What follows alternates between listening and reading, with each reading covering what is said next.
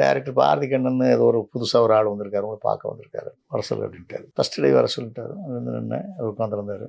கண்ணே என்ன என்ன என்ன விஷயம் இல்லைண்ணா, ஒரு கதை உங்கள்கிட்ட சொல்லணும். எப்படி நீங்கள் படம் எடுப்பீங்க, யார் ப்ரொடியூசர்? இருந்தாலும் இந்த மாதிரி super good Chaudhary sir packing பண்ணுறாரு, நான் ப்ரொடக்ஷன் பண்ணுறேன். ஓ என்ன கதை என்ன கதை சொல்லிட்டுமாண்ணே, சொல்லுங்கள். என்கிட்ட ஒரு சின்ன ஹேபிட் இருந்துச்சு, நிறைய பேட்டியில் நான் அதை பதிவு பண்ணியிருந்தேன். ஒரு சும்மா ரஃபாக ஒரு பாட்டு பாடி கதை சொல்லுவேன். ராஜா சார்கிட்டே பாட்டு ஆமாம், ராஜா சார்ட்டு அப்படியே ஒரு வில்லு பாட்டை படிக்கிறேன். ஒரு வில்லு பாட்டிலே ஃபஸ்ட் டைமாக கதை பண்ணியிருக்கேன்னே. ஒரு வில்லு பாட்டில் கதையை ஆரம்பித்து வில்லு பாட்டில் இன்ட்ரோல் பண்ணி வில்லு பாட்டில் கிளைமேக்ஸ் பண்ணணுண்ணே. ஒரே வில்லு பாட்டில் கதை சொல்லி முடிக்கிறோம். ஃபோக்கு இது ஃபஸ்ட் டைம்ண்ணே. அப்படியா சொல்லுங்க பார்ப்போம். ஏன்னா அவர் ஊரில் வில்லு பாட்டு கிடையாது, அதனால அந்த பாட்டை கொஞ்சம் கேட்டார். எப்படி இருந்தது. அப்புறம் அந்த பாட்டை பாடி காமிக்க. கைலாசத்திலே ஒரு நாள் அந்த வல்லரக்கனாகப்பட்டவன் கடும் தவம் இருக்க எப்போ ஏற்பட்டதவன் தெரியுமா?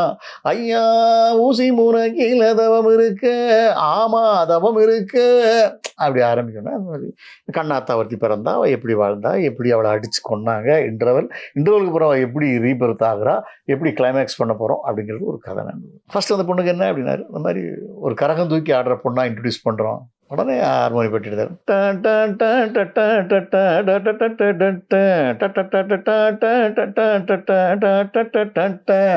காமாட்சி அவரே பண்ணார். காமாட்சி அம்மனுக்கு கரகம் எடுப்போம், அந்த கருமாரி அம்மனுக்கு கரகம் எடுப்போம்.